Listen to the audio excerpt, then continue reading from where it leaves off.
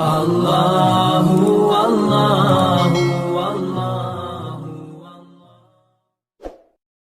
عمر کا بیٹا مصر گیا، وہاں سے کمائی کر کے لایا، تجارت کرنے گیا، لاکھوں کا مال۔ کون سا باپ ہے دنیا میں جس کا بیٹا باہر سے پیسے لے کے آئے تو ابا تفصیل پوچھے کہ بیٹا کہاں سے کمائے، کہاں سے لایا، کتنے ملے، کیوں آئے؟ کون سا باپ تفصیل پوچھتا ہے؟ ابا تو کہتا ہے لا صحیح، اور تعریفیں کرتا ہے میرا بیٹا بڑی کمائی کرتا ہے۔ کبھی پوچھا ہے اس سے کہ ڈیوٹی صحیح دیتا ہے کہ نہیں؟ کبھی پوچھا ہے کہ تو ایمانداری کی روزی لاتا ہے کہ حرام کی کماتا ہے؟ یہ باپ کی ذمہ داری ہے، یہ اماں کی ذمہ داری ہے۔ پھر کہتا ہے بیماری کیسے آ گئی، پریشانی کیسے آ گئی؟ تو نے کبھی سوال کیا اپنی اولاد سے؟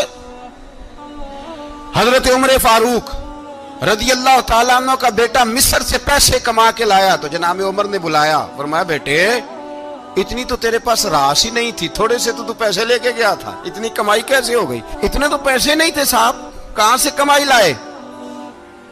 اس نے کہا ابا جی وہ جو میرے چچا ہے نا مصر کے گورنر، آپ کے دوست، انہوں نے میری مدد کی ہے۔ فرمایا جتنے لوگ گئے تھے سب کی ہے مدد اس نے؟ کہا نہیں صرف میری کی۔ فرمایا تیری کیوں کی؟ تیری کیوں کی؟ کہا حضور آپ کے دوست ہیں۔ فرمایا چپ کر،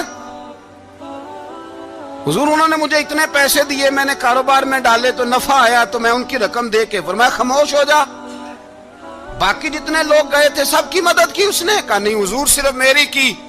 فرمایا اس نے تیری مدد نہیں کی، اس نے خلیفہ کے بیٹے کی مدد کی، اس لیے کہ وہ خلیفہ کو اپنے حق میں نرم کر سکے۔